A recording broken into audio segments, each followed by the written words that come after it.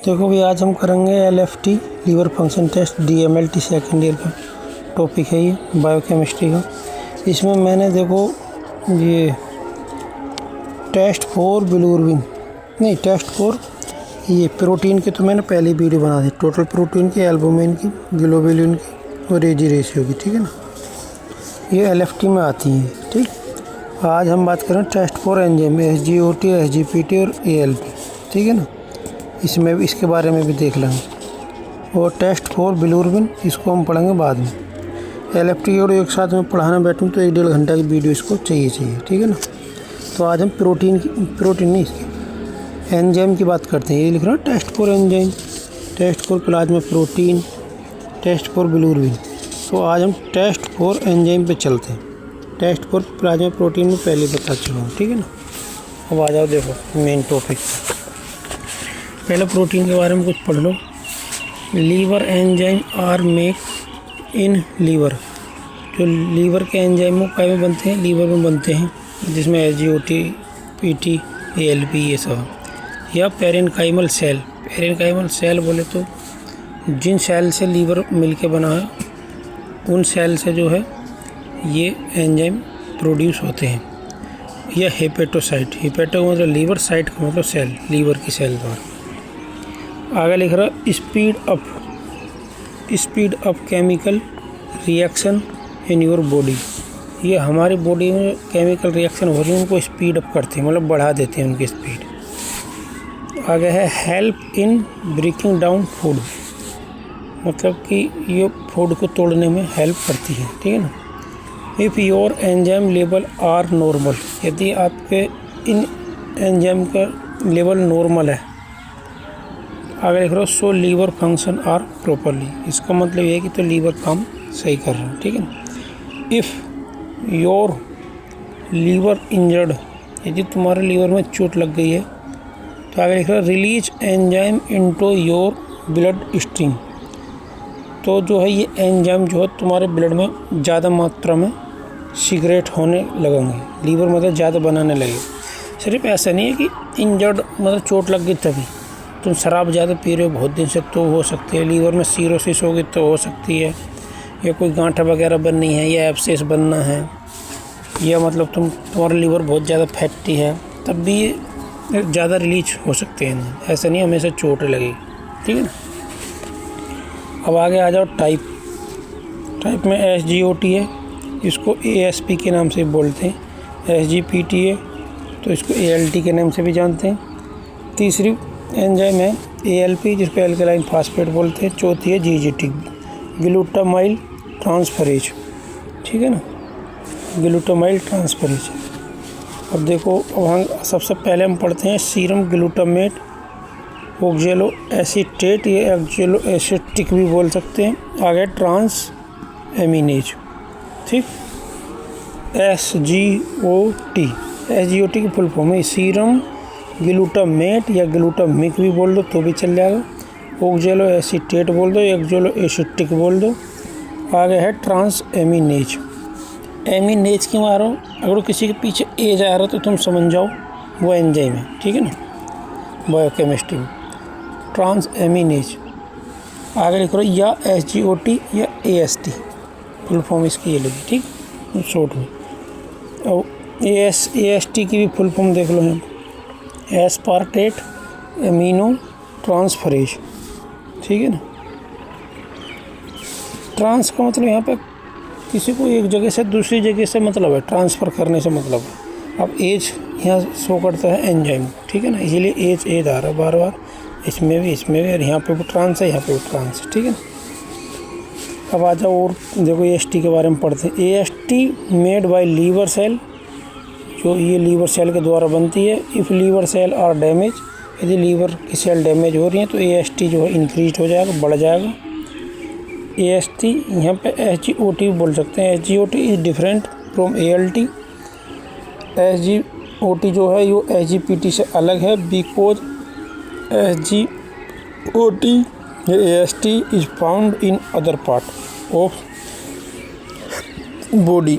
मतलब AST जो है बॉडी के अलग ऑर्गन में भी पाया जाता है, जैसे कि लीवर वगैरह में। सो इसलिए this is not for specially liver clinical significance, ठीक है ना। एक्स इसका मतलब अगर जो हम लीवर फंक्शन की जांच करवाते हैं और उसमें AST बढ़ी हुई आ रही है तो ऐसा कोई ज़रूरी नहीं कि लीवर में कुछ लोचा हो सकता है तुम्हारे हार्ट में भी दिक्कत हो, उसकी वजह से बढ़ के आ रही हो, किडनी में हो या मसल में हो, तब भी SGOT की जांच जो है बढ़ी हुई आ सकती है या कम आ सकती है। आगे है इफ़ एनी ऑर्गन, यदि कोई ऑर्गन हार्ट, किडनी या मसल्स आर डैमेज हो या ख़राब हो गया है या इंजर्ड हुआ है, the SGOT can be increase, मतलब तब भी SGOT बढ़ सकती है यदि हार्ट, किडनी, मसल में भी कुछ दिक्कत आई है तो। अब आगे हम चलते हैं इसके मेन प्रोसीजर पे। देखो मेथड में है, इसका नाम MCQ में पूछ सकते हो, कम से कम तुम्हारे मेथड का नाम तो याद होना ही चाहिए, समझ लेना। रिटमैन एंड क्या फ्रैंकल, FRANKEL मेथड है, रिटमैन एंड फ्रैंकल मेथड। स्पेसिमेन इसमें क्या लेंगे, ब्लड का भी क्या लेंगे, सीरम। नॉर्मल वैल्यू कितनी होती है, 5 से 40। ये है UL लेजन, क्या पता नहीं समझ देना, इसकी यूनिट है UL लिख देना तुम। प्रिंसिपल देख लो इसका, aspartate plus alpha keto glutarate, ठीक है। एस्पार्टेट और अल्फा कीटो ग्लूटारेट को आपस में मिक्स करेंगे।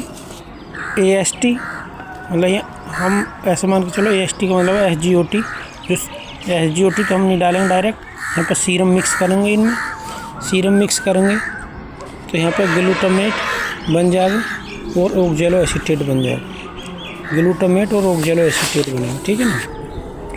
अभी इसमें आगे लिख रहा हूँ AST जो है वह सीरम में मौजूद है। हाँ, तो ये AST हमने AST नहीं डाला डायरेक्ट, AST तो हमारी निकल के आएगी जांच। ये सीरम में मौजूद हो भी सकता, नहीं भी हो सकता, वो तो ये प्रोसेसिंग आगे चलेगी तब मालूम चलेगा। मतलब जैसे हम कोई जांच करते हैं पहले से तो मालूम होती नहीं कि बीमारी है या नहीं, जांच करने के बाद ही मालूम चलती है।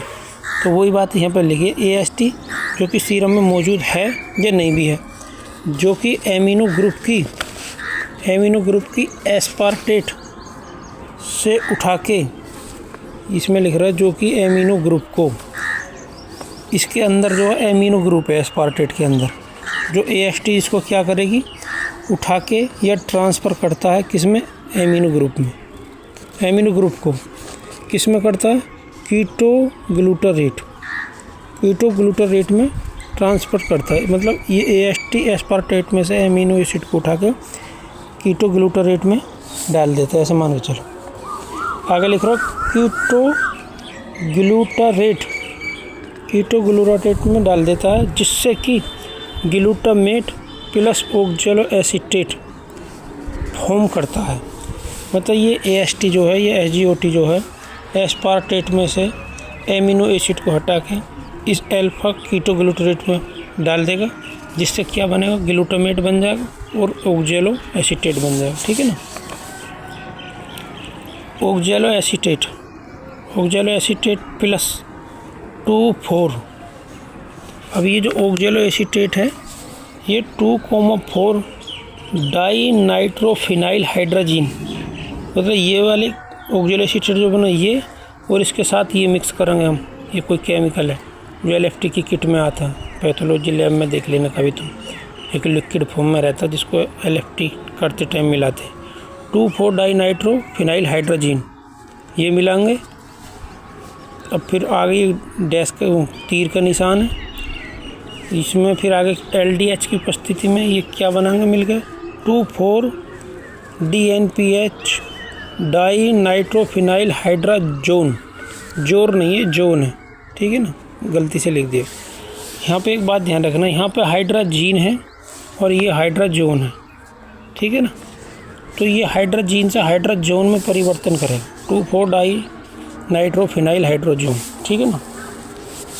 और इसकी ये मैंने फुल फॉर्म लिख दिया, ये फुल फॉर्म है, ऊपर शॉर्ट में भी पूछ सकते हो, DNPH, ठीक। रिएजेंट में है L1 में है अल्फा कीटो ग्लूटारेट, DNPH और LDH, ठीक है ना। L2 में है tris buffer L aspartic acid. अभी कहने का मतलब ये है जो अल्फा कीटोग्लूटारेट है ये एक तरीके से हमारी जो एलिप्टिक किट आती है उसमें आता है, ठीक है ना। इस केमिकल को और हमारे सैंपल को जो सीरम है उसको मिला के इसमें सीरम को इसमें मिलाएंगे एस्पार्टेट में, तभी ग्लूटारेट में मिक्स इसमें ट्रांसफ़र कर देगी। एस्पार्टेट जो है एमिनो एसिड को इसमें ट्रांसफ़र कर देगी, जिससे ये ग्लूटामेट और ऑक्जेलोएसीटेट बन जाएंगे। फिर इसमें ये ऑक्जेलोएसीटेट जो है इसको इस वाले केमिकल के साथ मिक्स करेंगे DNP के साथ, जो कि क्या बनाएगा LDH की उपस्थिति में, LDH की उपस्थिति में बनाएगा 2,4-डाई नाइट्रोफिनाइल हाइड्रोजन, ठीक। ये बन जाएगा। अब प्रोसीजर देख लो। प्रोसीजर में है वर्किंग रिएजेंट। वर्किंग रिएजेंट में क्या है, 4 पार्ट तो लेंगे, 4 पार्ट लिख रहा है यहाँ पर L1 के, और 1 पार्ट लेंगे L2 के। मतलब इसके तो लेंगे हम 4 पार्ट, इसके लेंगे 1 पार्ट। आगे लिख रहा हूँ इसको 400 ml लेंगे तो इसको 100 ml लेंगे, ठीक है ना। अभी और चलते हैं आगे। अब देखो इसकी कैसे कैसे प्रोसीजर है इसका। एक तो ले लेंगे हम, यहाँ तो लिख लेंगे WR का मतलब वर्किंग रिएजेंट। पहले ले लो 2 टेस्ट, एक ले लो ट्यूब, टेस्ट ट्यूब ले लो जिसमें जांच करेंगे, एक खाली ट्यूब ले लो। फिर यहाँ पर लिख रहा वर्किंग एजेंट, यहाँ पर लिख रहा डिस्टिल वाटर, यहाँ पर लिख रहा सैंपल सीरम। तो वर्किंग रिएजेंट में टेस्ट ट्यूब वाली में 1 ml डाल देंगे, ब्लैंक ट्यूब में 1 ml डाल देंगे, डिस्टिल वाटर टेस्ट ट्यूब वाली में बिल्कुल नहीं डालेंगे, खाली इसको ऐसे रहने देंगे। 100 ml ब्लैंक में डाल देंगे डिस्टिल वाटर। फिर सैंपल या सीरम अपने डाल देंगे टेस्ट ट्यूब में। सैंपल हमेशा ध्यान रखना ये टेस्ट ट्यूब में डालना है, ना कि ब्लैंक ट्यूब में, ठीक। आगे मिक्स वेल एंड इंक्यूबेट कर लेंगे 1 मिनट के लिए। रीड एब्जॉर्बेंस 340 नैनोमीटर पे इसको एब्जॉर्बेंस कर लेंगे। वीडियो बहुत बड़ी हो जाएगी, इसलिए इस वीडियो में हम SGOT रहने देते हैं, ठीक है ना। SGOT PT अगली वीडियो में डालता हूँ, ठीक।